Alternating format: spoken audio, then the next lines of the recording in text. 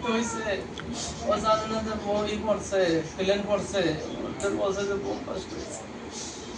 আমি দূরে গেছি, যাই দেখি ওদের যে রুম, ওই রুমটার ভিতরে ঢুকছে।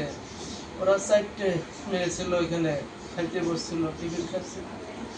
আমি কোয়ারেন্টাইন মিসের সাথে কথা বলে মিস বললাম, আমি 2 মিনিট আগে ওদেরকে, ওরা বলছে যে আমরা ভাগ করে খাচ্ছি, মিস বলছে যে হ্যাঁ খাও, আমি খালি একটু বাইরে গেছি, এর মধ্যেই ঘটনা হয়েছে। 4টে মেয়ে ওরা ওখানে ছিল।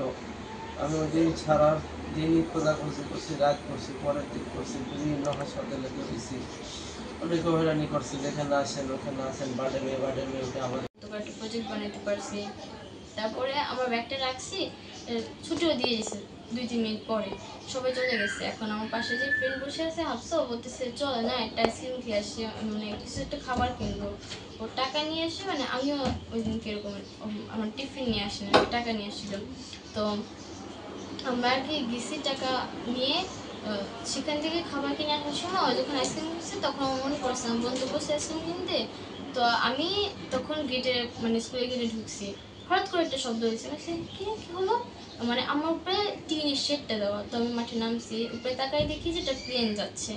তো আমি বলছি কি হলো বুঝলাম না, তো এরকম একটা বিকট কেন শব্দ হলো, এটা এরকম তো শব্দ হওয়ার কথা না, রকেট তো যদি গেল না, এটা জাস্ট প্লেনই তো। তো হঠাৎ করে সবাই মাঠে নামছে এবং ধোঁয়া, তো ওই দিক থেকে সবাই দৌড়ে পালাচ্ছে। আমি মানে বুঝতেছি আমি কি করবো, এরকম একটা অবস্থা, আমি কনফিউজড আছি। পরে ক্লাসের দিকে গেলাম, জিজ্ঞেস করতেছে কি হয়েছে এখানে, কি হয়েছে এটা কি, ওরা বলতেছে কি বোমা ফেলছে আমাদের, এরকম বলতেছে। টিচারও সেখানে, আর আর্মি ক্যামেরার পাশে থাকার কারণে তারা আমাদেরকে ওইদিকে যেতে দিল না। আমি মেঘনিচ দিকে যাওয়ার চেষ্টা করেছিলাম কিন্তু যেতে দেয় নাই আমাকে। তারপরে পরে আমি যখন বাইরে যাচ্ছিলাম তখন দেখতেছি যে ফায়ার সার্ভিস যে আছে আমাদের স্কুলে একদম 1 কিলোমিটারের মধ্যে, বেশি দূরত্ব লাগে না, তারা আসতেছিল। মানে আস্তে আস্তে এরকম কোনো অবস্থা নাকি যে একটা দুর্ঘটনা করেছে তাই এত স্লোলি কাজ করলে কি হয়। আমি রিক্সা নিতে আসছি, সে আমার কাছে টাকাও রাখে না যে রিক্সা আঙ্কেল। আর পরে লিফটও দেখে কাজ করতেছে না, হঠাৎ আসতেছে না লিফট, আমি এই ভয়ে তাতে গেছি। আমার চোখ থেকে পানি বেরোচ্ছে আর আমি রাস্তায় পুরো কান্না করতে করতে আসছি। আমি কখনো কারোর সামনে কান্না করিনি, স্কুলে তো কখনো কান্নাই করিনি, সবসময় সব কিছুতে চেয়ে, পরীক্ষা রেজাল্ট খারাপ হোক, মারধর হোক, যা হোক, আমি আমার লাইফ এনজয় করছি। জানি না কি হয়েছে, আমি স্কুল রাস্তা সব কান্না করতে করতে আসছি বাসায় পর্যন্ত।